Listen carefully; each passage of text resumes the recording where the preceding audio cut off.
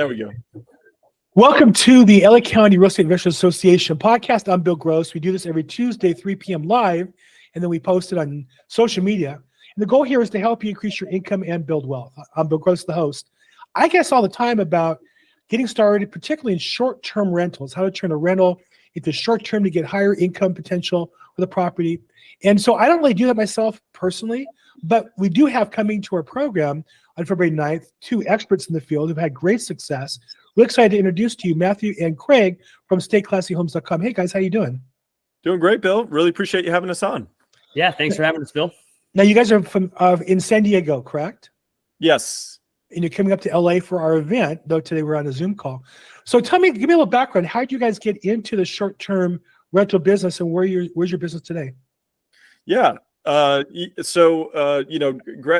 from Wisconsin, graduated school over there, was doing software sales for a W-2 job for 10 years. And, was doing that, living the W-2 life and going through that. And then pretty quickly, I realized that, getting promotions in that world didn't really come with less work. It came with more work and more effort, more responsibility, more stress. So I started looking for different options and, what to do with my commissions after making sales. So I've always been a saver. I've always saved a good chunk of it.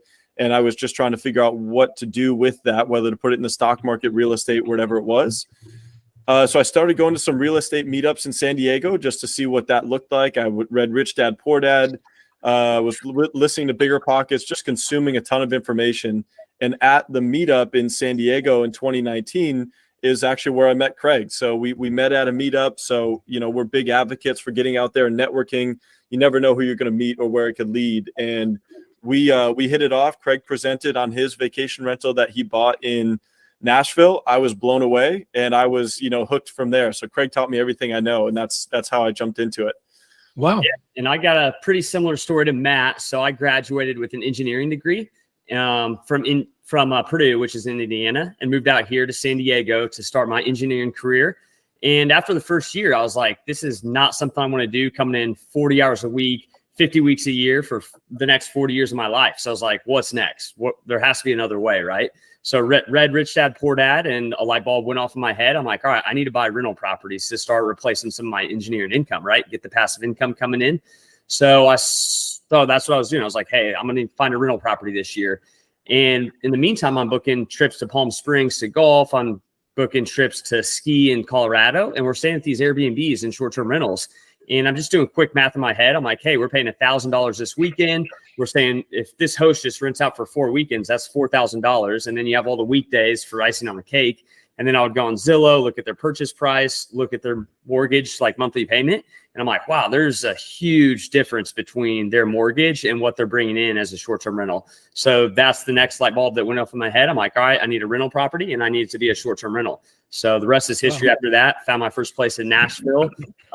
Just knew that was a growing city with population growth, with job growth, and everyone liked go to bachelor parties, bachelorette parties, a lot of fun stuff there too. So I was like, that's my first market, jumped right in, bought my first place. And then, the rest is history. Presented that meetup with Matt. And we just started the business after that.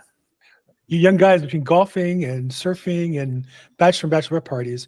So some quick housekeeping. Our podcast is the official podcast of the LA County Real Estate Investors Association, Lloyd Siegel's program. We get together every month. It's a free event, second Thursday of the month. This month it's February 9th. It's at the Iman Center in the Palms area. What happens is there's a vendors expo. There's 50 vendors. I'm one of them. And then there's about 250 students who come and hear a presentation on one, what I would say, silo of real estate investing. And Craig and Matthew are experts in one silo in particular, which is short-term rentals. A lot of people ask about, so here's your chance to learn about it. And then Craig's going to share with us a little bit, kind of a special promotion that he has as well. So if you're interested, LAREIC.com is the website. If you want to learn more about this particular event, come down here to February 8th. Click on the picture of the two good-looking guys, and you'll find out more information. Matthew and Craig are with Stay Classy Management. I should say that's their firm. Has all the details there, and you can find out more about the projects and the properties and how they do stuff and so on.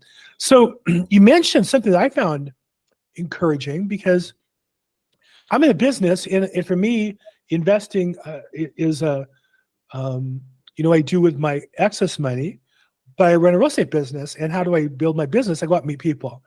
And so you guys, met at a meetup. Isn't it interesting how your career changes when you get out of your house, put down the game controller, where you turn off the football game, put down the beer and pizza, and go meet somebody, an actual human being at an event. So let's talk a little bit about the event you went to. And was that just a one-off thing, or had you been going regularly? How did that turn into the serendipity of a business you guys run together?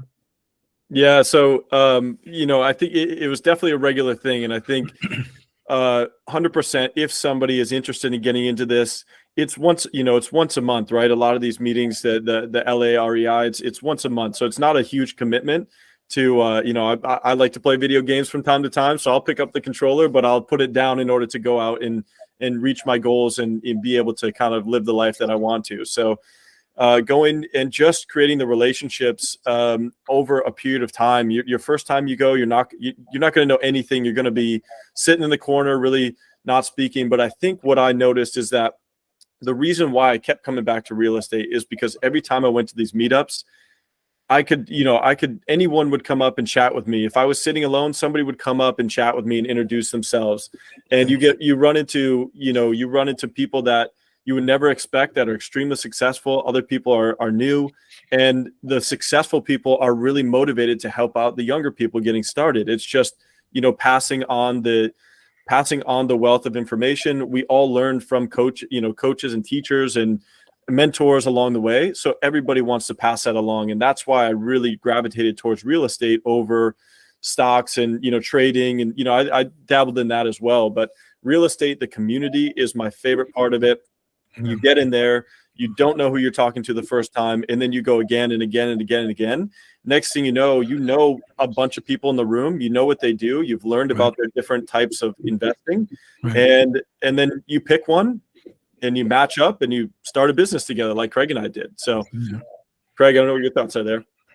Yeah, same thing. I mean, just the power of just going to a networking event that you see people of all different types of real estate businesses, all different types of levels, right? No matter where you're at, you're always going to have someone that's done that, been there, done that, is pretty experienced, and someone under you that hasn't been where you're at. So it's like you can always, whatever conversation you go into, you can either help someone or you can get help, right? And I think the key is just consistency. Keep showing up, keep meeting people, and you'll gravitate towards a certain thing in real estate. And I think like me and Matt saw, I mean, I just was presenting on my deal as a short-term rental, and Matt's wife does interior design. Shout out to Kim. But it's just when I presented, like all short-term rentals makes a really cool experience for your guests, right? So I think Matt kind of gravitated towards that, where Kim's like, hey, I can design it. And then Matt's really enjoys the hospitality piece of it. So that's just like the niche they found in real estate. So it's just like, keep going, keep listening to presentations, keep networking, and I'm sure you'll find something that you really enjoy. Yeah, Bill, I have a great story to share with that as well, if that's okay. Yeah. My first deal that I did in 2018 was a fourplex in Wisconsin for $55,000. So for anybody on the West Coast that is intimidated by the cost of real estate and things out here, I would say that I was really happy that I did that first deal. And even when I did that deal, I was nervous about it, right? I was nervous about that deal. It was my first one, my first loan, my first mortgage. I didn't own a house. And I presented that to the group in San Diego. I did a whole presentation, all my underwriting, all the details. Everybody, a lot of people in the crowd have done millions of dollars of deals. They all sat there. They all asked me really great questions. They gave me good things to think about. And then at the end, everyone said, it was deal or no deal, right? Thumbs up, thumbs down. Should he do the deal? And everyone gave me the thumbs up. So everyone gave me the thumbs up. So to have that collective group giving me the thumbs up to say, hey, you're good. Any concerns you have are totally fine. Go do the deal. And then that deal leads to the next one, the next one, the next one. So it happened fast after that first one. Well, we talk in real estate about the importance of leverage, right? You put a down payment down and you borrow the rest that leverages your money, or you invest with the people that leverages your experience. Going to these events, you leverage your time. I know personally, I don't go to many events anymore. I have a pretty established business. I've done real well. I can go to a room with 250 people and I go regularly. just like Craig mentioned, people kind of know who I am and come up to me and say, "Hey, Bill, I have a deal. Can you help me with it?"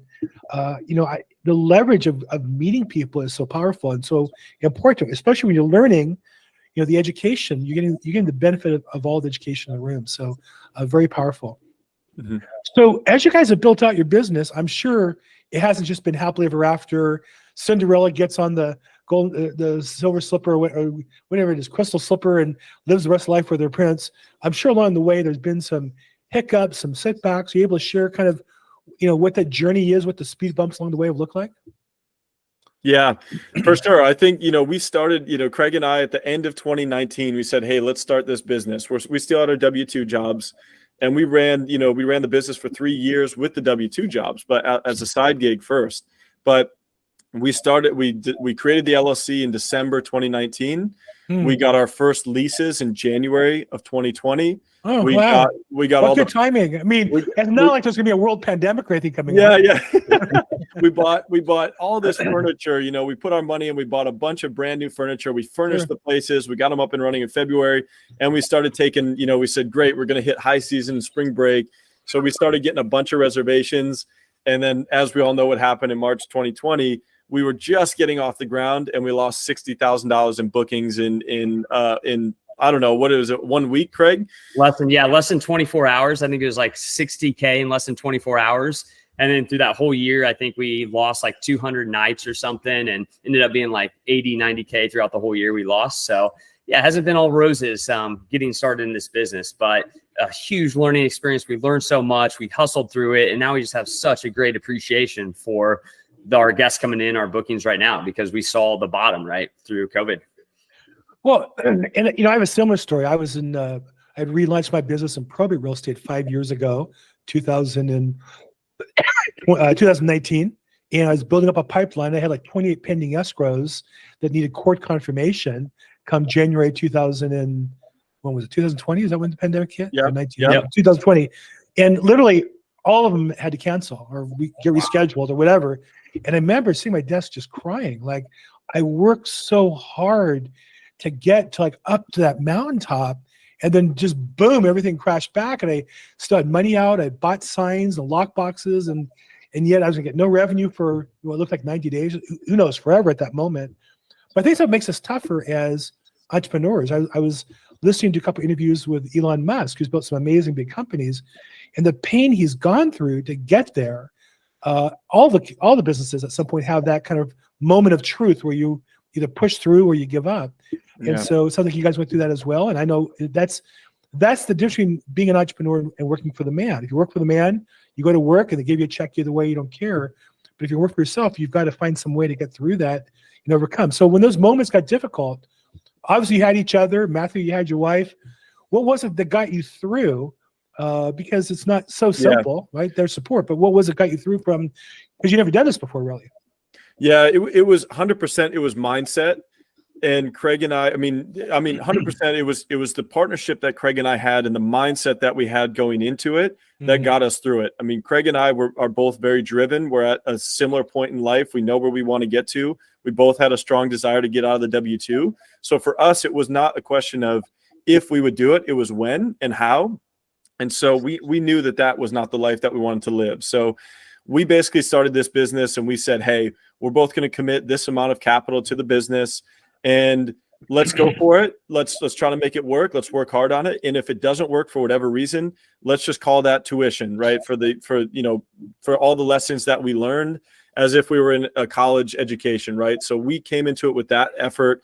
We came in and we ran into that situation with COVID canceling all those reservations. At that point, I remember, Craig and I, we looked at each other and we were like, well, this might be the fastest business ever that is created and dies, right?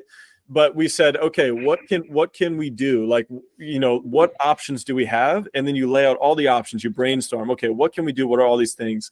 Now we said, okay, we need to get somebody in midterm to limit the losses, right? We know that all these vacationers are done. There's no vacationers, but we know that San Diego, where we have these leases, is a really strong market in itself. There's got to be people who want to come in midterm. So we dropped the prices. We advertised on different platforms, on midterm rental platforms. We were on Zillow. We were trying, you just have to think really creatively. What are all different ways I can solve this problem? We tried it out, and we ended up finding people that, hey, we're stuck. We were trying to get down to Brazil, to the consulate in Brazil, and we can't get out of the country because of COVID. Well, we need someplace to live. The government's paying for us, and we need someplace for the next, 3, 4 months, 5 months, 6 months. It just kept going because COVID kept going. And we were able to get people in a midterm basis to limit the losses, to get through the worst of it. And then, as you know, everything just shot off, went off the charts in 21, 22. Yeah. So we made everything back. It was because we hustled through and made it work. Right. And because we still had our W-2s, that we could handle some losses without necessarily having to fold.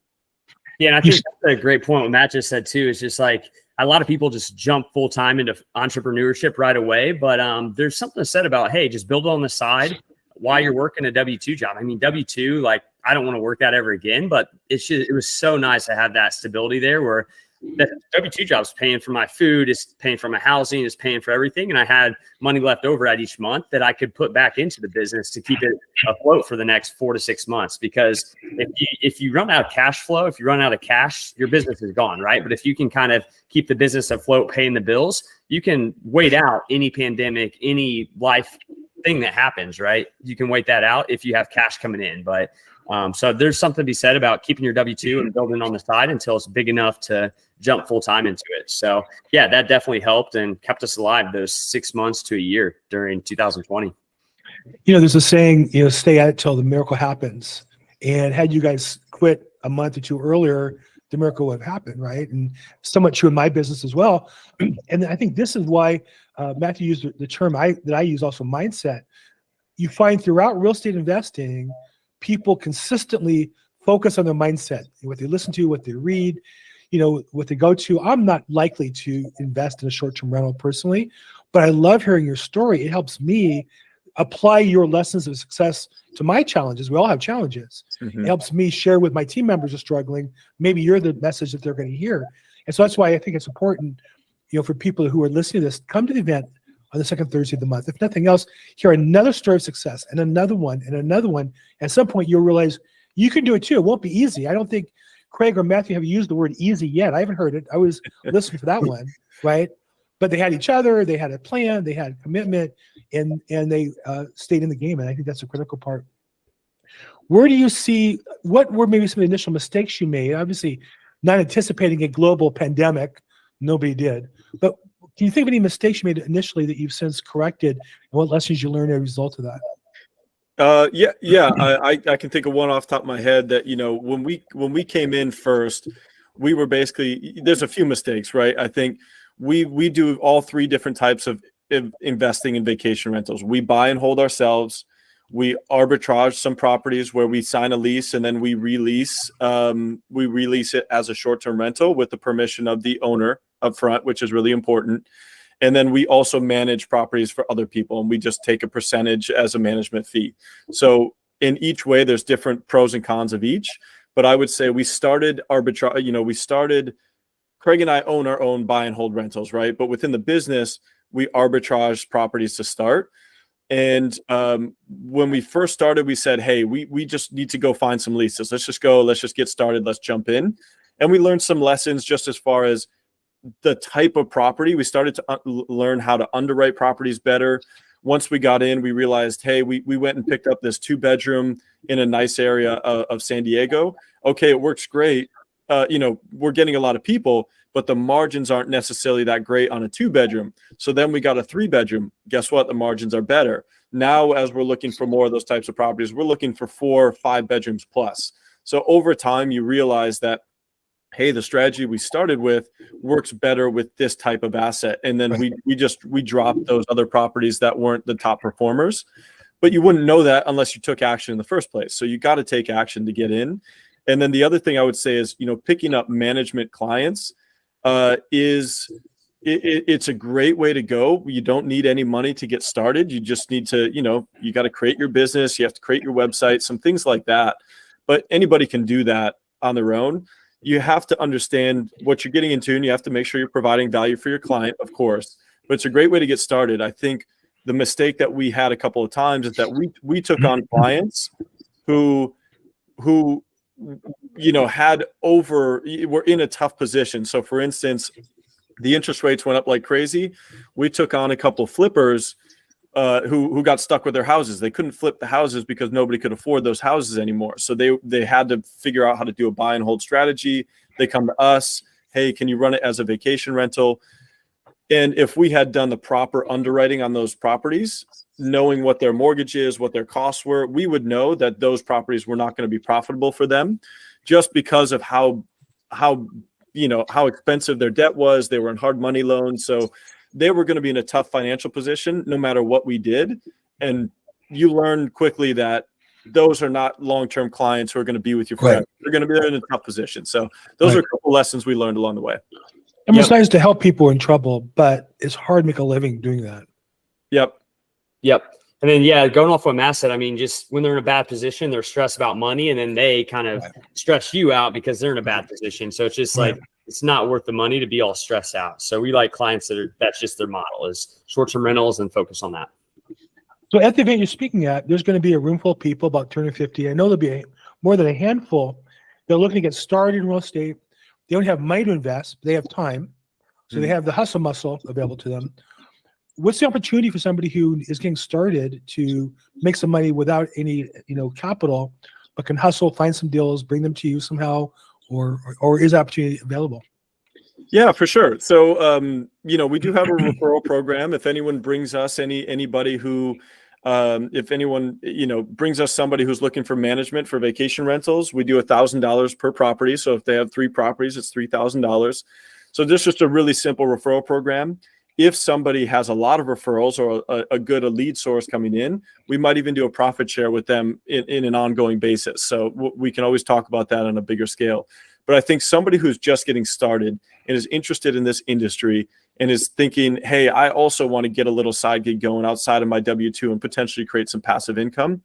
Craig and I both agree that getting into management of other people's properties is a fantastic way to go. You really get a chance to see what each property can make and how's it doing in these different areas. You really get to understand the numbers behind it, and then you can feed your own investments based on the numbers from other people's properties. I think that you have to be really intentional and smart and do a lot of research on how to make sure that you manage that property appropriately, because you have a fiduciary responsibility to your client to make sure that you're doing the best you can for them. So you can't just jump into it and say, hey, let me try this out and use your place as a guinea pig. You really do need to do your research. There's podcasts. STR Secrets is a great podcast if you want to jump in and understand how to operate these things at a high level. So I would say management is a great way to get started. There's zero cost to get up and running, but you do have to know what you're doing. Yeah, and I think too, even when you don't even have any properties yourself, I mean, me and Matt have hired a team to help us with guest communication, maintenance communication, all that type of stuff. So even if you don't have any properties or haven't been in, you can meet up with the host and do like co-hosting, right? So you're not managing the whole property yourself, but you're saying, hey, I'll help answer guest messages Friday through Sunday between 9 and 5, right? And start that way, then maybe take on a little more responsibility. Like, hey, I'll schedule some maintenance work orders and stuff and work out whatever agreement you want there. But that's an easy way to just jump in and offer some help and start building, right? What you know, your knowledge base, and then you can get into full-time management like me and Matt are in right now. Now, before we started off air, you mentioned that on the 9th, when you're speaking here in LA, that you're going to be offering opportunities for mentorship. You want to describe what that's like? And we could that way we can get people to show up if they're interested in taking a little bit more information. Yeah, exactly. So, I mean, we when we first got started, we learned from a ton of people. We had mentors. We still have mentors. And I think that having a mentor is a huge reason for my success in the W-2 job as well as in real estate. So having that kind of mentorship, it helps you avoid potholes and pitfalls that you would have along the way. We've learned a lot in the past 4 years of running this business and, owning real estate and trying all 3 different models. So I think we get a lot of questions from people who are just getting started on, hey, how do I get started? How do I get insurance for these rentals? How do I get them up and running? How do I handle, late night calls? How do I handle onboarding and getting furniture in? There's a whole bunch of logistical questions for getting a property all the way from empty to furnished to designed to photographed to onboarding vendors and vetting out different vendors, cleaners, maintenance, pest control, trash removal. There's a lot of activity that needs to happen in order for this to be run successfully. And Craig and I have all that expertise. So we're happy to share that. It does take a good amount of time. And that's where we want to, we're opening up a mentorship mastermind program for 5 people to come in and actually sit down with us weekly and run through underwriting, operations, how to go everything from start to finish within the industry. And would a mentor for that program need to come to the office in San Diego to make that work? No, we can definitely do it virtually. So there's no need to, if we're in person, great. If we're not, no worries. No, there is nothing wrong with going to San Diego. I mean, really, as a Los Angelino, I have to admit, San Diego, I think, is the nicer piece of Southern California even than I live in. Not that I'm complaining about LA, but San Diego always has my heart. Okay, so just some real recap here real quick. This is the LA County Real Estate Investors Association podcast. We do this every Tuesday at 3 p.m. We broadcast it live, and then you can watch it on replay on various social media. If you put questions, comments there, either I'll answer them or I'll get them to Craig and Matthew as appropriate. This is Lloyd Siegel's program, and on the second Thursday of every month, we have a program where people come together, hear great speakers like Craig and Matthew this month. We got about 250 guests, as well as we have a vendors expo with 50 vendors, and one of them come by and say hi. So February 8th is the upcoming one. It's 6:30 to 8:30 at the Iman Center, the Iman Cultural Center in Palms. You go to LAREIC.com if you want more information, and you can get registered there as well. And then our guest today, Stay Classy Management. Craig and Matthew are the proprietors, and there's the information and details there. But this is really more, I think, customer facing for the people with properties to be managed. Coming to the event on the 8th, you'll get a chance to meet them. And then, as I mentioned, they're looking for up to 5 mentors in their program. If this is a program you're interested in learning about and adding on to your program as well. Craig and Matthew, thank you so much. Congratulations on your great success in the short term. Wish you continued success going forward. Look forward to seeing you guys here in LA on Thursday the 8th. Thanks again, Bill. Really appreciate you having us on. Thanks, guys. Thanks so much.